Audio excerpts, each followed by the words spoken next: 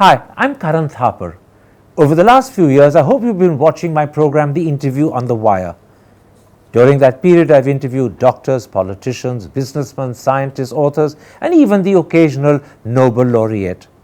For me, it's been exciting. I hope it's been enjoyable for you. But these, as you know, are tough times, and if this program is going to remain bold, independent, and sometimes even defiant, then I think we need your support. At the end of the day, it's a truism, but editorial independence is best defended by the viewers. So if you would like this program to remain the way it is, forthright, outspoken, and interesting, then would you consider supporting us? All you have to do is to click on the description at the bottom. But more than anything else, I hope you will continue to watch the interview. Your viewership means an awful lot to me.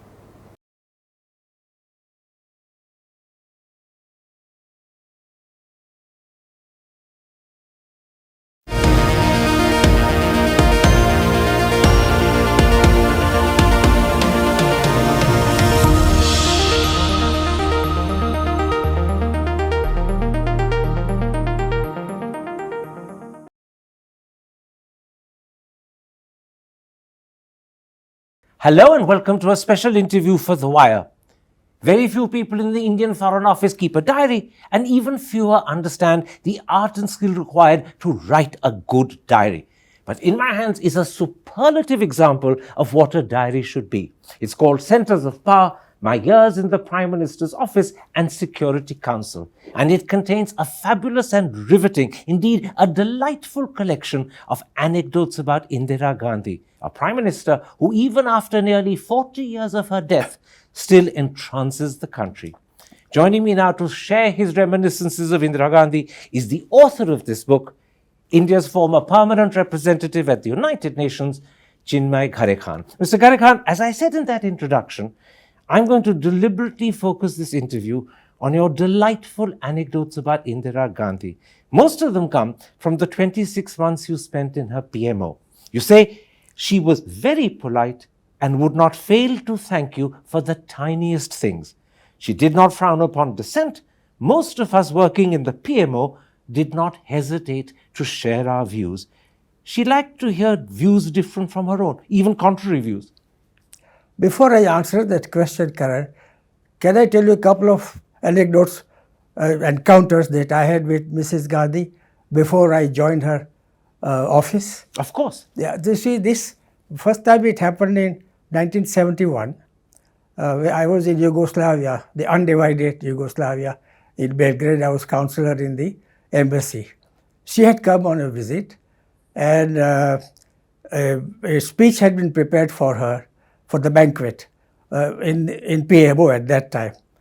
So I got the text just a few hours before the banquet, and when I saw the first paragraph, I was horrified, because it talked about a young man from your country, Macedonia, came to my country 2,000 years ago, and so on. So I said, this is a terrible thing to say, because that Macedonia is not Yugoslav Macedonia. So that Macedonia is in Greece. In Greece. So I told my ambassador that this is not on. So he agreed with me, fortunately. And then he asked the principal secretary, the foreign secretary, "Bhai, uska kuch karo." And then he asked the principal secretary, "Bhai, this is ambassador says this is very bad. So who is going to tell the Prime Minister, Indira Gandhi, that there is some big blunder in this speech?" So they tum jao. They were all afraid to bail the cat, as it were. So then they said, ambassador said, "Ghare Khan, you go, because you pointed this out, so you go." So I said, "Okay, I'll go." So I went. She was in her bedroom. She was resting, but I had to see her. So she had no problem. I opened the door. She went in. She was reading.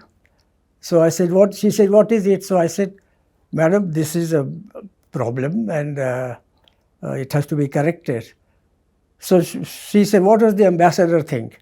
I said, "Ambassador agrees." He said, "Okay, go change it." That was it. She was so relaxed about the whole thing. But people thought that she would shout and how can you make such a big faux pas and all that? The second time was even perhaps more interesting. I was posted to Vietnam as ambassador.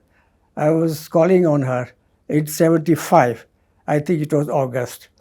And I went to her room. And she was reading something. So I said, I'm so and so, and I'm going to Vietnam as ambassador. She said, I know. I have a little parcha in front of me. So I said, I'm going to do some economic work in. So she said, economic work is all right, but most important is political work. Vietnam is an extremely important country. They are very close to China, and find out as much as possible about China. This is the best instruction I got. I got nothing from the MEA. Okay, this was over. And I was sitting there, she is sitting there. I did not know whether I should get up and leave or what should I do. So I'll talk about this awkward pauses a little later if I have an opportunity. But that is why I said that the emergency had just been declared. So I said something about the emergency, that I believe that some discipline has been restored in the government working and so on. Then she took off.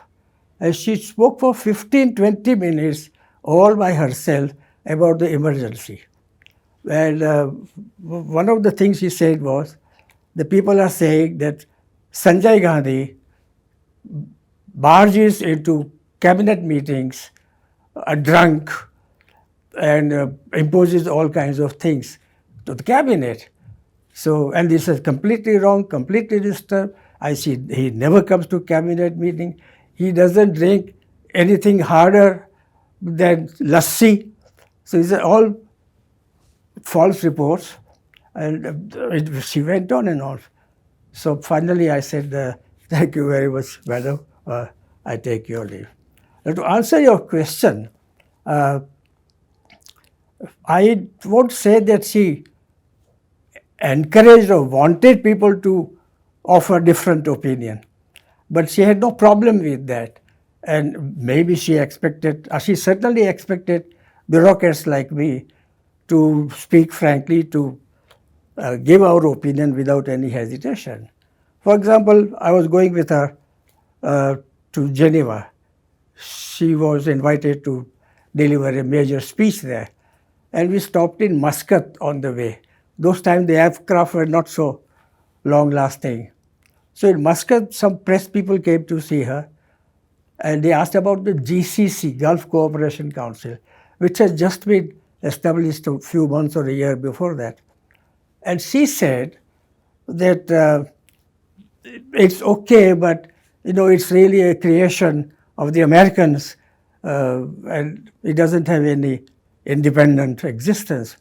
Now, I was not happy with that answer. Maybe she was right.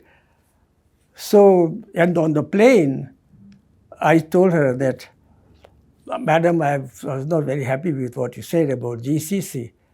So she said, why? So I said, while you are right in what she has said, but these people are very enthusiastic about GCC, and she did not say anything to me in reply to that. But when we went to Geneva, again there was press, again there was a question about GCC, and then she gave a very diplomatic answer to that. Now you say that although Indira Gandhi had a sharp temper, you add she almost never raised her voice whilst talking to officials.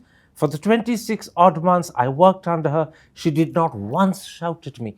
How unusual is that in prime ministers and ministers? Well, I don't have much experience dealing with other prime ministers, but as I said, as I've written, she never ever raised her voice. And I think not only with me, but all of us in PMO, I don't think anybody hesitated to express a different point of view, etc. And she never shouted at us, but she was quite positively, I think, happy that we were giving our point of view. So she was a lady who kept her cool and her calm and her poise. Yes, but with us, with the officials, she did. But like when we went to Nairobi for some conference. And the grandchildren were with her. It's always a big problem when the grandchildren go with the Prime Minister. It's a huge problem for the ambassador concerned there. The grandchildren being Rahul and Priyanka. Right. And so there was something wrong with the children's program. So she shouted at Alexander, the principal secretary. And Alexander came back all pale and nervous and all that. So what happened? I see Mrs. Gandhi was most upset. She was very angry. The children's program has not been done well. In fact, you have a lovely story about Sonia, and I'll come to that later. Yeah. Let's first continue talking about the Prime Minister you knew at the PMO. You write that, and you reveal in that something rather odd about her behavior at meetings. You say she would sometimes engage in small activity, such as filing her nails. And you add, even when she did that, she was all ears. Did she really file her nails in front of other people? Or was she so much at ease that she actually forgot what she was doing? Yeah, well, it is right. She did file her nails, but she never did that when foreign visitors were with her. But it's bad enough doing it in front of your Indian officials. Well, when the Indian officials were there talking, it was a meeting or something, she would do that. And You mean in front of her principal secretary, the foreign secretary, and other senior officers, she'd be filing her nails? I'm not saying that she did it all the time. But she wasn't hesitant to do it. She would do that. And if not, she would doodle. She was a great doodler. And Doodling, I suppose, is okay. Many people doodle. But filing your nails would make people feel a little hesitant and awkward.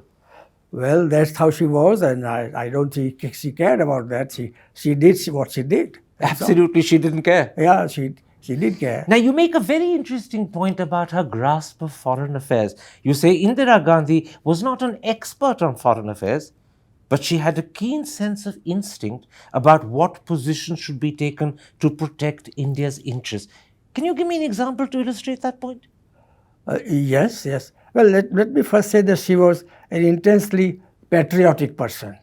Not nationalist, but patriotic. And she loved her country very, very much. So whenever it came to India's interest, I think she would take a very strong stand. Let's say, for example, China. China had just kind of happened 18, 19 years ago before that. And she had inherited the big problem from her father. So she was very careful never to say anything about her father's mistakes or blunders. Did she accept there were mistakes and blunders? She never said that. She never said that. Politicians never do that, actually. But so there was some meeting about China, and some instructions were to be given to some delegation which was going there. So she said very clearly that we have problem with China, and the Chinese attacked us and so on. But be very careful not to say anything which would make our position very rigid. We must show flexibility, and we must not give an impression that we are not prepared to talk about the border problem. So be flexible. So I thought that was something Sound advice. sound advice. But was it also a reflection of the fact that the 1962 experience when her father was Prime Minister had made her rather wary and cautious of China? She wasn't as bold about China as she might have been about other countries because 62 was always at the back of her mind. It could well be the case. It could well be the case. Now, let's come at this point to how she viewed different countries. After all, even though the Indo-Soviet Friendship Treaty of 71 was arguably one of the diplomatic high points of her prime ministership, you write, Indira Gandhi did not seem to share her father's ideological affinity with the Russians. And you go on to say she was by no means sold on the Russians. That's very different to the general impression people have of her. Well, I can say categorically that she was not ideologically inclined towards the Soviets. She had no love for communists or communism. Uh, she wanted the communists or the Soviet Union to check the Communist Party of India, in India, so that the Communist Party would support her in the domestic situation. So all she cared for was the support of the communists for election. And especially this in a few states, probably you will know better than me about it, the communists were quite strong and they had good representation in the parliament. And she wanted the Russians in Moscow to check the communists in India. Yeah, and then I was present once when the Soviet ambassador came to see her. And somehow I was present because normally I would not be present at this kind of meeting, but I was present there. And she literally gave hell to the. So she said, how can you ever join up with the extreme right? You are at the extreme left and extreme right are joining and ganging up against me. So she literally gave the Soviet ambassador hell. Yes, yes. Raised her voice and shouted. She was very angry, very upset. In contrast to the Russians, the people she really liked, you say, are the British. You say, and I'm quoting you, the people she was really anxious to please were the British. She would go out of her way to give time to visiting lords and minor nobility, even on Sundays. She quite genuinely enjoyed talking to them. I get the feeling she was clearly an Anglophile. Well, she was an Anglophile. I think she inherited it from her father, just as her son inherited it from his mother. I don't know why, but all of them were very fond of the British. Rajiv too. Rajiv too, yes, absolutely. So it runs in the family. It ran in the family. Now I don't know the present generation, but at that time it certainly, and she was always willing to meet anyone coming from Britain. In fact, you say, and again I'm quoting you, she was extremely keen to attend Prince Charles's wedding and was very disappointed she could not. What happened that prevented her from going? Well, it was an invitation from a head of state to another head of state, just our president. Giri at the time. Yeah. And Mr. Giri wanted to go. And technically, he was the one who was invited, but she was very, very disappointed. I think probably at one time Giri might have told her that "Aap jaiye, mujhe nahi jana hai," something like that. But he may have changed his mind, and he insisted on going. And she was very, very upset about it. In fact, your book suggests that there were moments when she was not just upset but sulking. You say she even wrote to all and sundry how Giri decided to go, even though he had told her he would not go. And you add, I had never seen the extent of her bitterness as on that occasion. That's true. I was really surprised. I said, why should we be so upset about this thing? But she had selected the gift for them and what sari she would wear for each occasion. She was very particular about what to wear on what occasion. So she was all ready, set to go. Except the president decided he would go instead. Decided. So now you have a lovely story in your book about an occasion when the Queen of England, was invited to the Indian High Commissioner's residence in London for dinner, 9 Kensington Palace Gardens. Mrs. Gandhi, you say, deliberately broke journey in London on her way back from New York to Delhi to make sure that all the arrangements at 9 KPJ were perfect. Tell me about that. Well, I think she overdid all that. I mean, she was so determined to impress Her Majesty with Indian hospitality or whatever.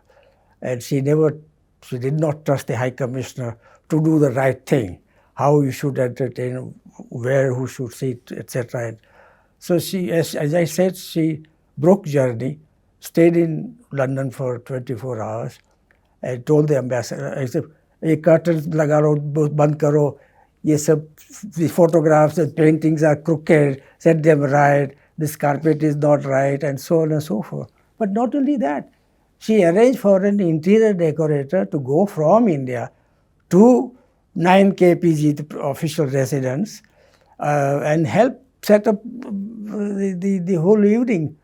And on top of that, she decided to send 2 couples from India, Specially flown out. specially and only for the dinner. So they would have their dinner and come back next day to India. One of them was Madhav Rao Scindia. Yes, yes. I think because Madhara Sindhya sort of controlled some 20 odd MLAs in his state. And he was an Indian royal as well. But exactly, in addition, he was royalty. And the other couple was the governor of West Bengal. I don't know why she wanted them to go, but he was reluctant to go. You write of that occasion, the High Commissioner was given instructions on how to behave in the Queen's presence. Never turn your back to Her Majesty. Yes. The High Commissioner, if I recall correctly, was a gentleman called Saeed Mahmood. How did he take this? Well, he had no choice. When Mrs. Gandhi comes to tell you how to behave in front of the Queen, you have to shut up and listen. Absolutely, absolutely. Yeah. But I'm sure she would have done it very politely. But nonetheless, But- made sure he didn't embarrass her. But you know how it is, I think, especially perhaps in India or South Asia in general, that when the boss indicates the slightest preference for something or the other, the underlings like me would do all in their power to satisfy what she So, wanted. Mr. Saeed Mahmood followed Mrs. Gandhi's instructions to a T. Absolutely, absolutely. Tell me about that dinner. Did it go off well, or was Mrs. Gandhi irritated by the Well, I was affair? not present at the dinner, so I don't know.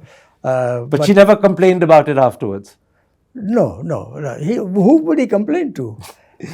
I suppose this is your conclusion about that particular wonderful story that you tell. You say there was no question the PM loved the British, particularly their royalty. I guess if she'd been alive today and if she'd been PM, she would have attended King Charles's coronation and would not have missed it for anything in the world. Yeah, absolutely. I mean, there is no question. She would definitely have gone. I think. There was no question of sending Vice President Dhankar instead. She would not make that mistake at all. Now, there were a couple of things that actually she was quite compulsive about. In some senses, I would say even obsessed about. And you mentioned them in your book. One of them is writing letters. Can you explain that to me? She loved to write letters, and she would, even a small 5-sentence letter, she would work on that. And if you sent a draft reply or letter to her, she would work. It never came unscathed. There's always some change or the other. And anytime if the draft came back without the slightest change, I felt so proud that, oh my God, I got it. But I mean, to the extent that she would make some changes, the fair letter will go to her for signature, again she would work on that. So, but once it happened that there was a letter from Jayawardene, the president of Sri Lanka, and it was his reply to a letter which Indira Gandhi had written to him. So when she saw Jayawardene's letter, she started working on it. She was improving the letter he'd sent her. Then she said, oh my God, what am I doing? In fact, you quote her press advisor, Sharda Prasad. He said to you, Indira Gandhi was like a compulsive sub-editor.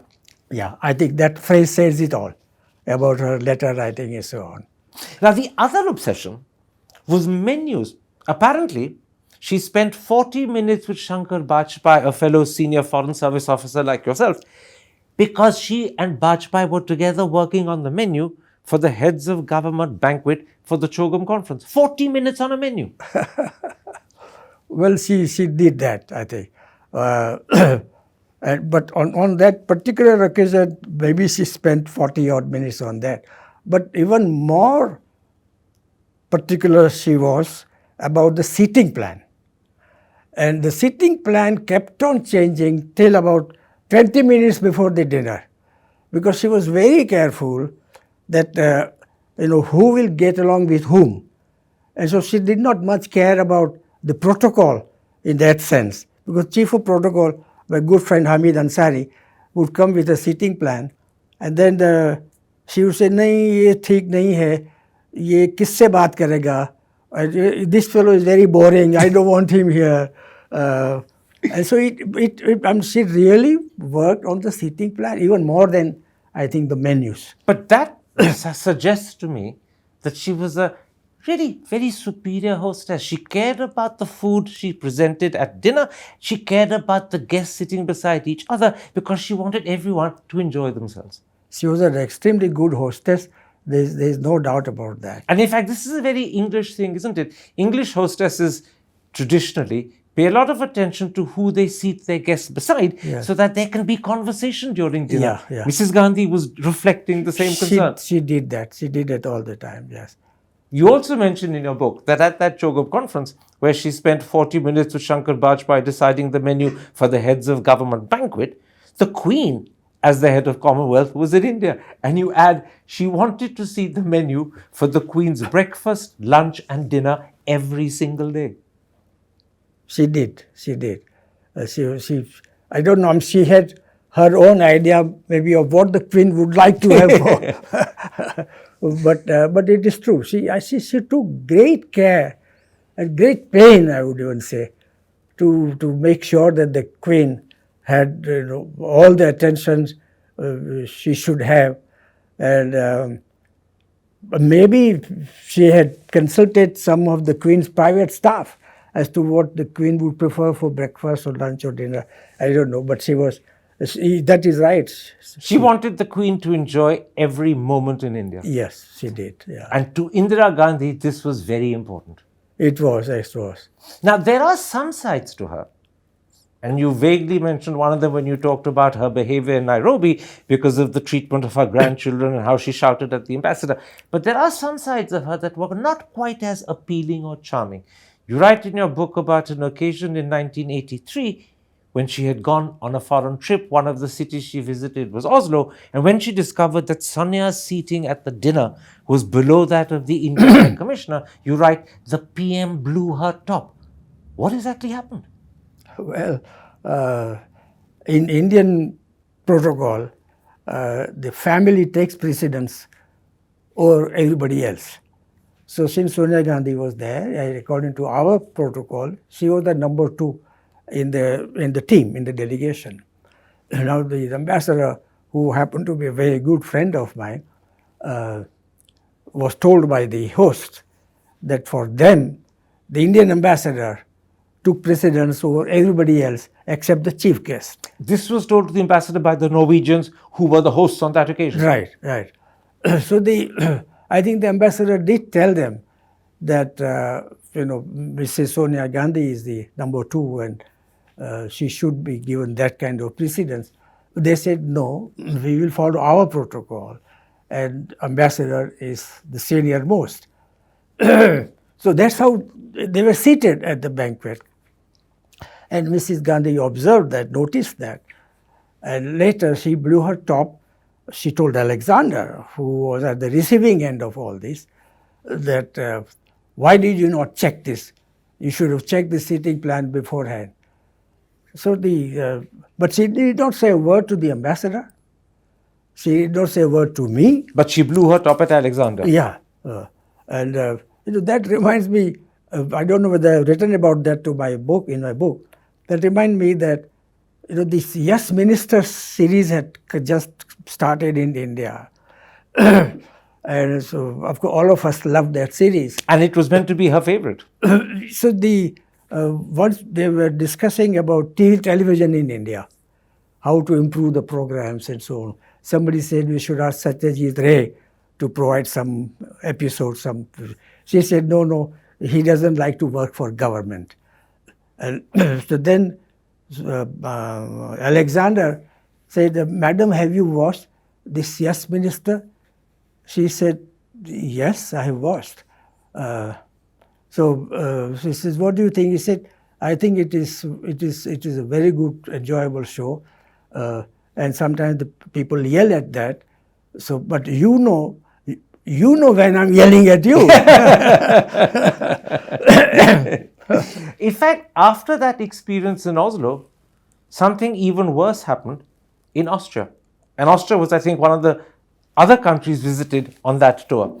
And this time, your conclusion is, and I'm quoting you, in general, I found that she treated ambassadors with indifference and even contempt.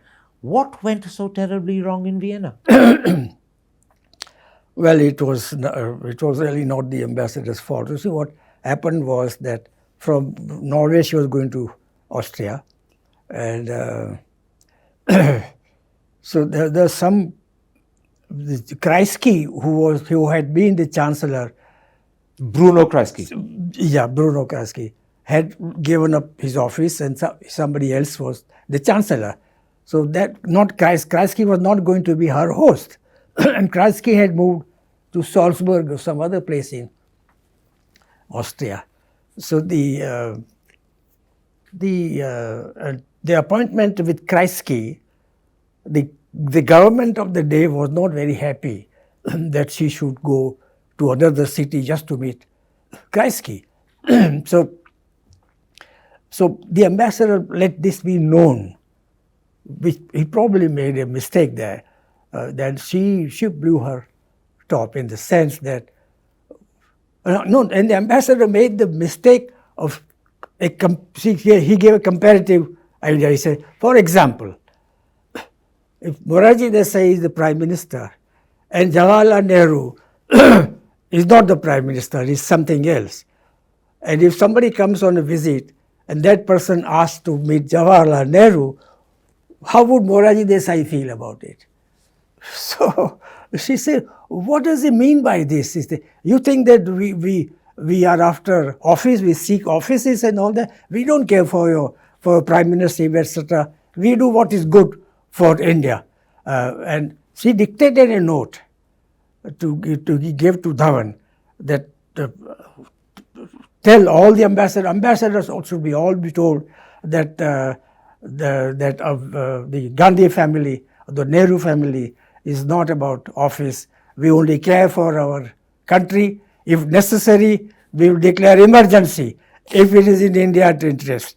But we are not going to do all that. It seems from this story, where the comparison between Morarji and Jawaharlal Nehru offended her, and earlier from that story by Nairobi, where she was so upset that her dear grandchildren were not being treated or their schedule had not been arranged with proper care, that her family, treatment of her family, and the way in which they were regarded was very, very important to her.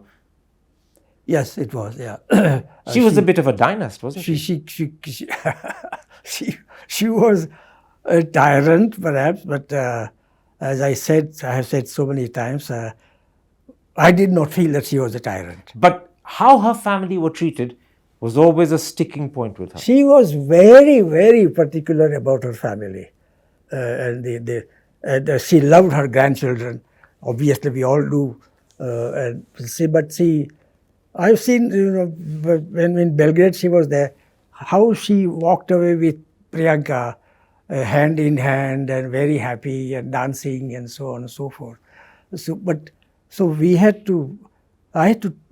advice to the ambassadors generally was, don't try to get close to her. Keep your distance, but be available. But in fact, your conclusion after that letter that she dictated to Dhawan, which was sent to all ambassadors in Vienna, is that, and I'm quoting you now, she would often treat ambassadors with indifference and even contempt. Normally, the ambassadors should be given enough time to explain to the Prime Minister, as he saw it, the situation in that country, our relations with that country, whom to say something about the principal characters involved and so on and so forth. But she would not. She would barely give 10 minutes or so, and because she knew everything. Or she felt she knew everything. She felt because hardly ever she did not need much advice from others on foreign affairs, basically. Though I was supposed to be her foreign policy advisor, and I always refer to myself as such to others, to inflate my own importance. But in fact, she, except that when as I was with her for a few months, and then again I was sent out and came back. When I went back to her, she said that you will have to work very hard.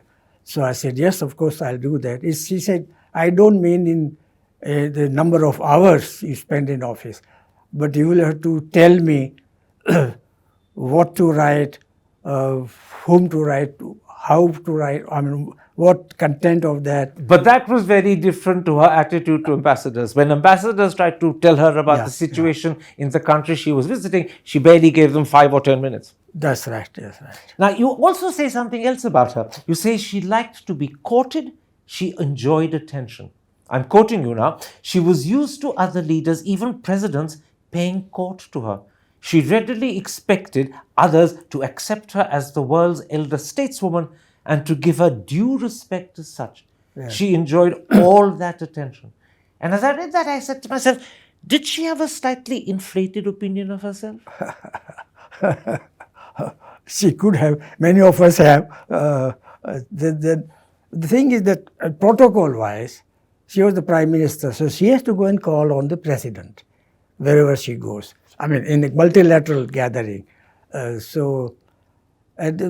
special assistant or whatever, Dhawan, was very keen on that. So he would tell me that please make sure that the President calls on our Prime Minister. But that's the reverse of protocol. Reverse of protocol. So I said, I used to say, that's a very difficult thing to do because she's the Prime Minister, the other fellow is the President. She said, nahi, aap ye jara make sure this happens. And he was clearly reflecting what his boss wanted. Yes, he was used to, as I said, being paid court to. So in multilateral gatherings, where the protocol requires that the Prime Minister call upon a president, she would expect the president to call upon her. Yes. Sometimes it worked, sometimes it did not work. But this does sound like an inflated opinion of herself. It does sound like that, yes. It wasn't just foreign leaders that she wanted to court her. She cared a lot about the press. You say she very much cared about what the press, particularly the Western press, wrote about her. So I imagine criticism from the Indian Express or the Hindu didn't matter anywhere near as much as criticism from the Economist or the Times. Yes, it did. Not that she did not care for what the Indian media wrote. But she cared a lot more about the foreign. She cared more about what the Western, especially Western media would write about her. And then she would tell the MEA to convey to the head of mission in that country concerned that he's not doing his job properly, or that go and explain to the media what is the correct position.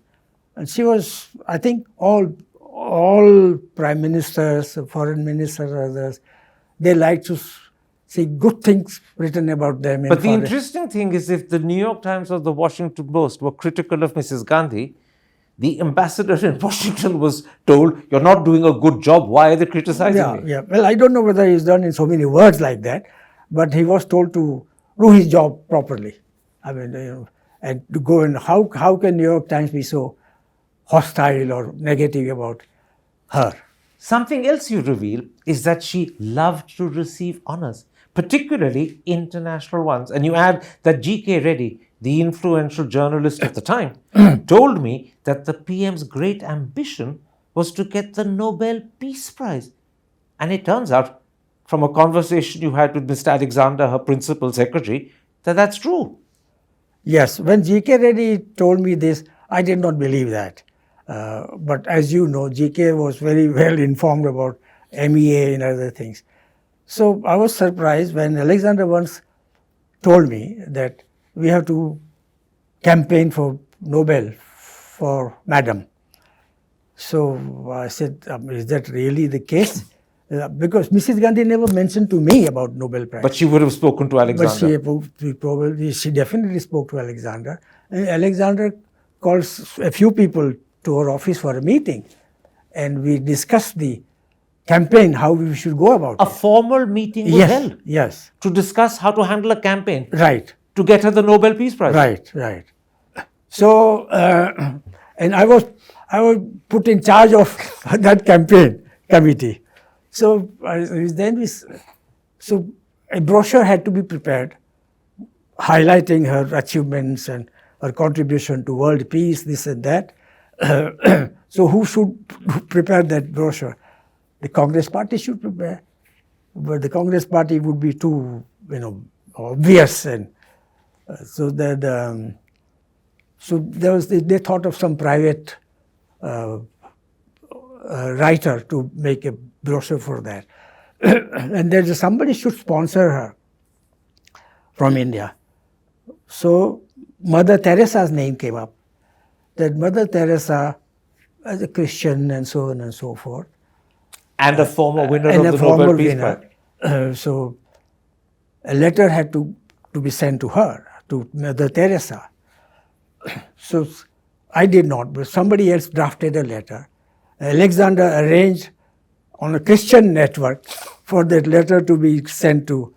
And Mother Teresa said she would be very, very happy to write a letter.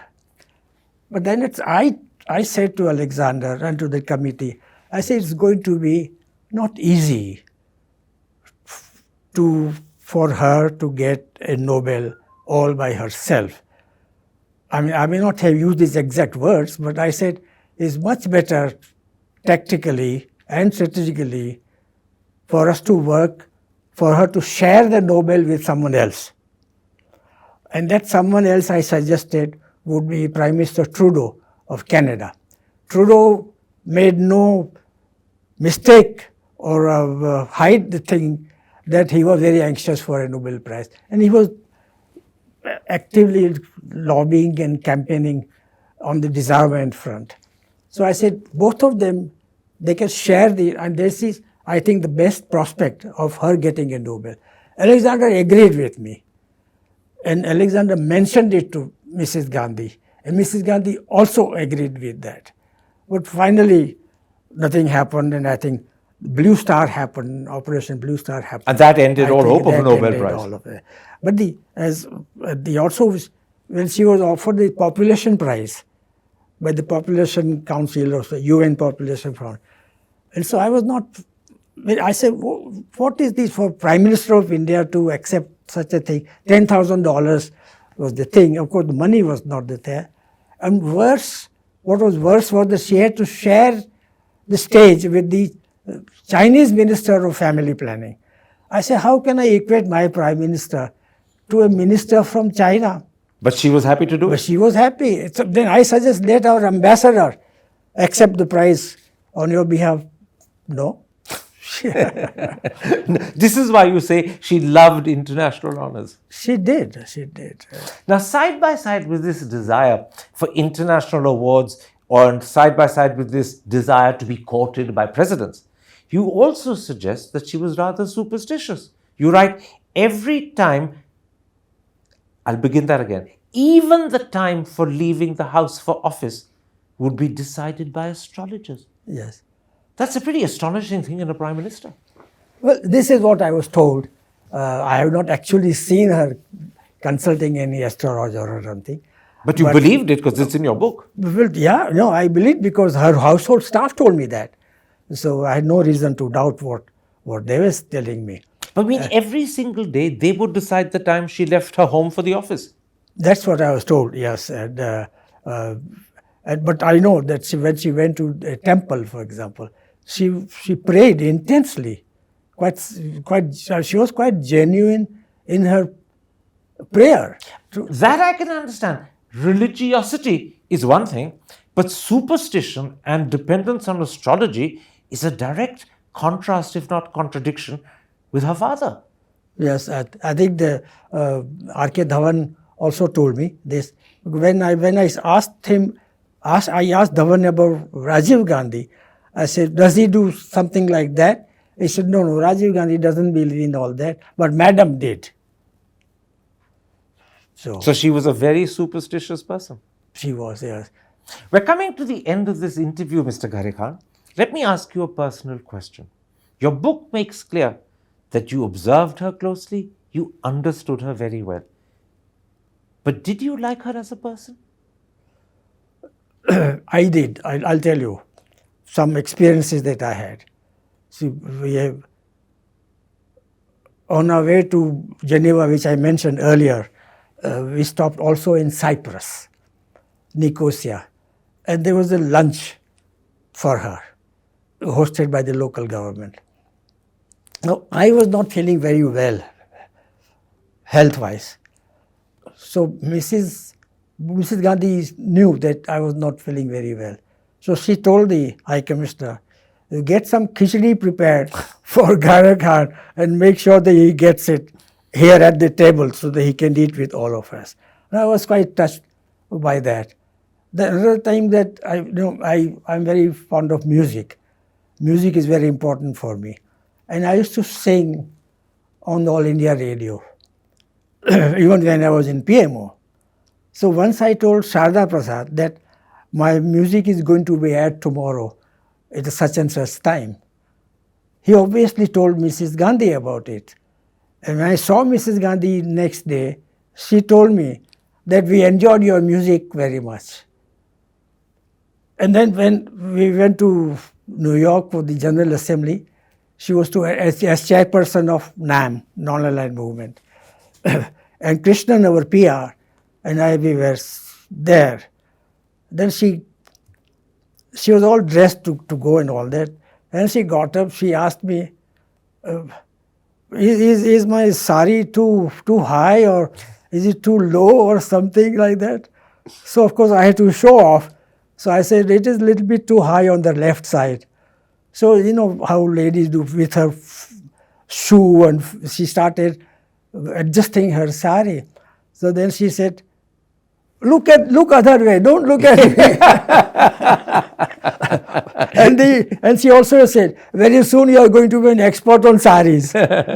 You mentioned Cyprus when you were telling the first of those three stories. And it occurred to me that I should ask you whether a particular story about the naming of that road, Archbishop Makarios Marg, is correct or not. Apparently, during that 2-year period when she was out of power between 77 and 79, one of the ambassadors who made a great effort about her was the Cypriot High Commissioner. Which High Commissioner? The Cypriot High Commissioner. Apparently, he would send her hampers of food and things, yes. And he made a great effort to be nice to her when she was out of power. So when she returned to office in 1980, the story goes, shortly afterwards, Archbishop Makarios got assassinated by, if you remember, the Ayoka B terrorists. And in his memory, she named that road in Golf Links Archbishop Makarios Marg. That name continues till today. Is this story correct? Yes, it is correct. Yes, yeah. She did that. She never forgot the attention and the care that was given to her when she was out of power. Boutros Ghali, the Secretary General of the United Nations, once told me, Ambassador Gara Khan, 3 things you must remember. A politician out of power, you must make extra effort to be nice to the politician. When the politician is not well, in hospital, you must go with flowers to the politician. If a politician ever goes to jail, you must go and visit that politician in jail. And certainly Mrs. Gandhi rewarded the Cypriot High Commissioner because he was good and kind and generous when she was out of power. Another ambassador who was particular about it was the ambassador of Bulgaria. And the Bulgarian ambassador had free access to her. And she would go to his house for dinner. She would call him for lunch, because he went out of his way to be nice to her when she was out of power. So she was the lady who showed her gratitude in her own way afterwards. Right. It's not that she forgot because she was now back in power. She was grateful and she showed it. Yes, that is right. My last question. The emotions that were created nationwide when she was assassinated led to her son winning an unprecedented majority. Nothing like that has happened before, nothing like that has happened since then. And yet, you write, there was a tendency in the immediate entourage of the new Prime Minister of not acknowledging any good in Indira Gandhi's stewardship of the country. And you add, I had realized in the limited area of my work that a case would be weakened if I were to say that it was so decided by Indira Gandhi. So I hardly ever referred to her. Why was that? Why did Rajiv's PMO turn its back on his mother? Well, I can't say why he did that, but he did that. And Rajiv himself. yeah, when you told him that Mrs. Gandhi felt this way, or she had decided this, that will not go down well with him. He wanted to assert his own personality, I suppose. And I remember once when G. Parthasarathi, the Aminos Greece of India at that time, said something about Sri Lanka. And he said, and he made the mistake of saying, your mother had decided this. Rajiv Gandhi never wanted to hear that from people like us.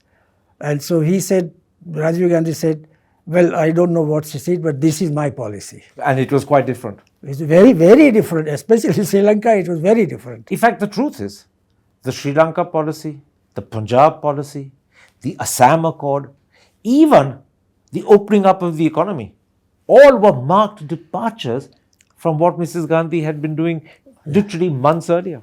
Well, you said better than I would have done. And it is true that he changed. He was trained in the West, he was a pilot, and he looked to the West. And he told me once, the computer, then IBM, remember IBM had been banned and all that. George Fernandez threw it out. Yes.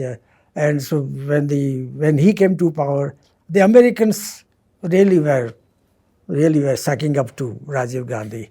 And so they said IBM will come back. And then Rajiv Gandhi, I remember telling him, he said, you know Soviet technology, you know Soviet computers, what they are like. We had to have Western computers made in. Rajiv shared his mother's fascination for the West.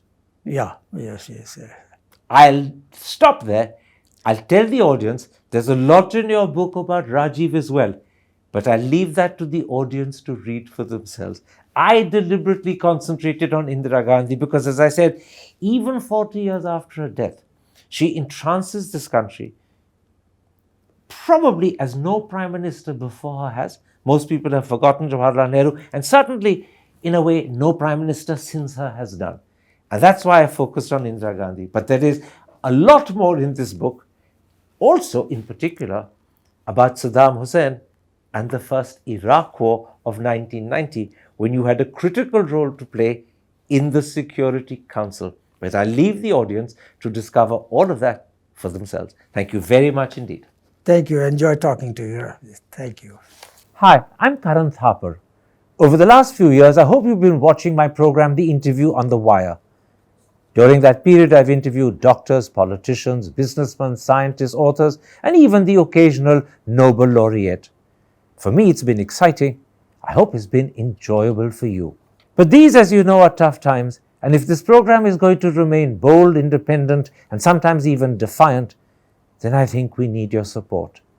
At the end of the day, it's a truism, but editorial independence is best defended by the viewers. So if you would like this program to remain the way it is, forthright, outspoken, and interesting, then would you consider supporting us? All you have to do is to click on the description at the bottom. But more than anything else, I hope you will continue to watch The Interview. Your viewership means an awful lot to me.